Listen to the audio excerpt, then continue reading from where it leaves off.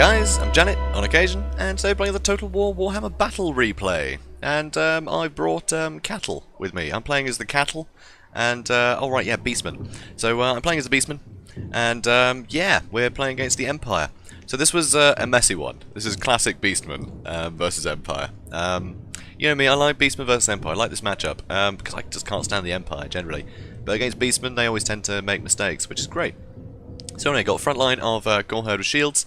I love that missile resistance is really useful with the shields. They don't do as much damage to the Goreherd, but they tend to stay alive longer because they got higher melee defense as well. So yeah, that's kind of what you want in a front line, right? So also, obviously you saw the Butchers of Kalkengard. These guys are fantastic. They regenerate, which is crazy. That is so useful. They're being led by Khazrak, the One-Eye. I've also got a Bray Shaman of beasts, just with Flock of Doom. Thought it'd be fun. You know, just Flock of Doom, the front line, over and over and over and over again. That'd be good fun. And also, I've got Khazrak's Man Rippers, so Bestial Herd, really heavily armoured, great anti-armour and anti-large. They're really useful. And also, I've got some more anti-large here that destroys the Drakwold, because he's got poison attacks and stuff as well, so they're just really good against, you know, cavalry. Just really useful. They're not, you know, the most resilient, but there's a lot of them. So, you know, if they do get in there and, you know, support other units in taking down cavalry, they really help. And obviously, it's no Beastman army without a ridiculous contingent of Centaurs and Chaos Warhounds. I've got 3 Centaurs with great weapons, 2 Chaos Warhounds. Why are they going all over the place? That's because all this smoke here is from this Hellstorm rocket battery. He's got the Sunmaker. Amazing, he's got his entire army in a big line, which is very strange. So he's got the Sunmaker, luckily, not very well positioned, so he keeps hitting the rock in front of him, which is fantastic for me. Also, he's got General of the Empire, which I assume with Devotion and Toughness, yep. He's also got a Great Cannon, so got some cover from this hill here. He's got the Silver Bullets, and here this is a bit scary. He's got the Demigryph Knights with Halberds, and he's got the Regiment Renown version, the Royal Altdorf Griffites. So these guys are going to be able to do wonders against my Centaurs, but this is incredibly expensive. And at the moment he's using all of his artillery to take out Centaurs, while my front line is untouched. And his front line, if you can call it a front line, his right line, so he's got more handgunners, and he's also got a load of halberds. He's got some great swords, halberds, the Tattersalls, and halberds. So a lot of halberdiers in here. So great anti-large, but that's not going to be very useful against the Goreherds. And they do have armor piercing, but again, not really that useful against the Goreherds. So my front line is, yeah, it's going to completely annihilate this. So I'm going to have no problems there. What I will have a problem with, though, is this stuff. And ideally, I want to get past these guys and get into all of his other, you know, units. But for right now, I'm scattering wildly to figure out what on earth is going on, because he's got a massive line of guys. So I send these guys straight up. He starts trying to shift them this way, because having a big thick line is a bit mad. So here, I was actually going to charge these guys. I was thinking maybe the Sunmaker, and then maybe the handgunners, but I saw the halberds coming, so I thought I'd better just get out of there and try and support these guys, who are already fighting. And as you can see, it's actually going terribly. They're all getting terrified straight away. The artillery hitting, that makes them, you know, that puts their leadership down a lot. So I think that really helped, just, you know, put their leadership down very quickly. So you see all my cavalry's running around. And I did do a bit of damage to these guys. Yeah, they've still got 18 in each unit. But frankly, I was just buying time for these guys so they're not shooting at me with their artillery. Like that, because artillery hurts. So I'm just buying time, because these guys, although they're very formidable, you know, they're anti-large, and none of my front line is large, apart from the Butchers of Kalkengard, I suppose. So I'm quite happy just to have my cheap units completely decimate these guys, and then gang up on the vital ones. So, and these guys, they come back, so, you know, I bring them back in. They always come back. So immediately I've got, you know, spare units to send around the back, so that's really useful. You can see, though, he is going to go for Khazrak here.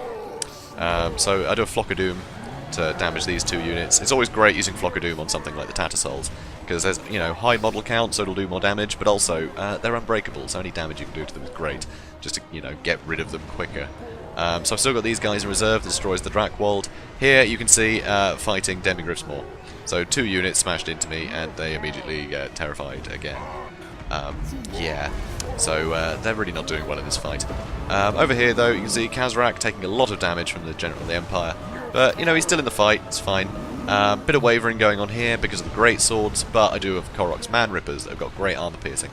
Unfortunately, though, you know, I would like some backup because they're anti-large, really. So Here, I get a little bit over-amorous with the Butchers of Kalkengard, go straight for the silver bullets. Really, I should have kept them to fight the greatswords and sent something cheaper over there. Because, obviously, he's got his demigriffs back. But you can see they've taken a lot of damage. Yeah, my Shaman's been in a fight he shouldn't have been, so that's not ideal. He's terrified. Khazrak is also terrified, which is actually a good thing, because I think the general would have killed him if he didn't try to run away. But here, got the Destroyers of the Drakwold in this fight, so that's going to do a lot of damage to the Royal Altdorf Griff fights. Over here, I shut down the Silver Bullets for a while, but the Demigriff Knights are obviously going to win that fight. So it's a bit of a waste. I really shouldn't have done that. So more Flock of Doom, just, you know, hitting what's left. As you can see, Khazrak's Man Rippers are finishing off these great swords pretty handily. And these guys are back again, because they always come back. So that's pretty great. And you can see over here, you know, these demigriffs are having a terrible time in this fight. Just there's too many spears in here. They're just, yeah, they're not designed for that. And, you know, my general, he's a small unit, he's not mounted, you know, these guys aren't mounted. Here, you know, he stopped these Goreherd, but now I'm charging back with some poison attacks, keeping them, you know, penned in. They're taking some damage, actually, from that charge. And I'm just hoping to finish off, you know, a few different units here and there. So you can see, yep, the Royal Altdorf Griffites are out. So use a Flock of Doom here to try and, you know, make sure these Halberdiers don't come back, and do a bit of extra damage to the Demigriff Knights. Because I'm trying to break these guys. So I've got a load more guys to throw at them. Here, I almost got caught by the halberds, but I brought them back. And you can see they are broken. Over here, his general is completely surrounded. I've got too many units here, I don't even need this many. But his general is the only formidable thing left, because this artillery isn't going to stick around once everything's dead. And here you see I've got a load of warhounds I can still chase people off with. So, yeah. So that was pretty handy. But, very strange tactic of having everything in a massive line. It's very peculiar. But yeah, I was quite happy just to throw my, like, you know, my cavalry and stuff over here, because it's still cheaper than his cavalry, but he was also committing all of his artillery and his general and all sorts into that fight. And, you know, his handgunners, all sorts. So, yeah, basically he had probably about, I don't know, 3/4 of his investment just dealing with, like, 1/4 of mine.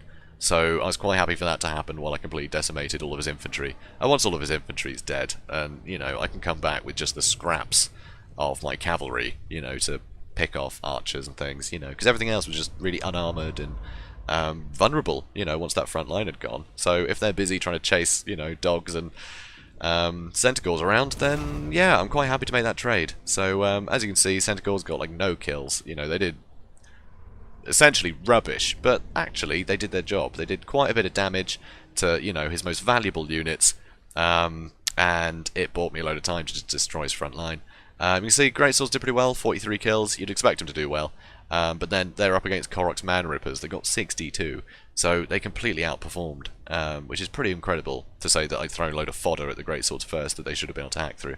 So yeah, it's always a tough exchange actually for the Empire. The Beastmen, like infantry, is pretty good if you can really just get them in and do a lot of damage. Yeah, you kind of need, you know, your own cavalry and artillery and things to do a lot of damage to the Goreherds. But of course they get on you so quickly. Yeah, it's a very difficult matchup. Yeah, you need things like JanetOnOccasion and stuff like that, which I hate, honestly. I think they should just nerf the crap out of those spells and then buff all of the other Empire units. Because, honestly, it just seems like if the Empire bring those sort of cheesy things, they win, and if they don't, they lose. Which, to me, just doesn't seem right. And, you know, better players will use those spells better. They will use, you know, wait for more opportune times to use them where they can get more benefit from them. But, you know, and then a bad player is just going to get stomped anyway. It's just, it's weird. I don't really like JanetOnOccasion as a spell. It's fun, in theory, but it seems the Empire has to rely on those tools. But because they have those tools and they're so powerful, the Empire win a lot because they use those tools. But it means you can't really have you can't bring variety. If you don't bring them, then you have a really tough time.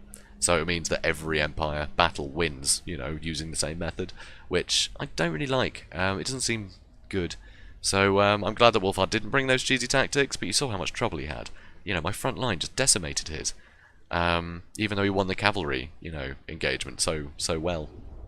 So yeah, it's really unfortunate. The Empire are in a weird place. Jack of all trades, yet they always have to bring, you know, a couple of tools at least. It's bizarre. Anyway, enough of me moaning about the Empire. It's partly because I hate cheesy tactics, so I'm crap with the Empire. which is why you see so few Empire battles on this channel. It's because I'm rubbish with them, because I refuse to just use the Net of Amantok and, you know, win that way. So, yeah, it's a shame. But, you know, can't be helped.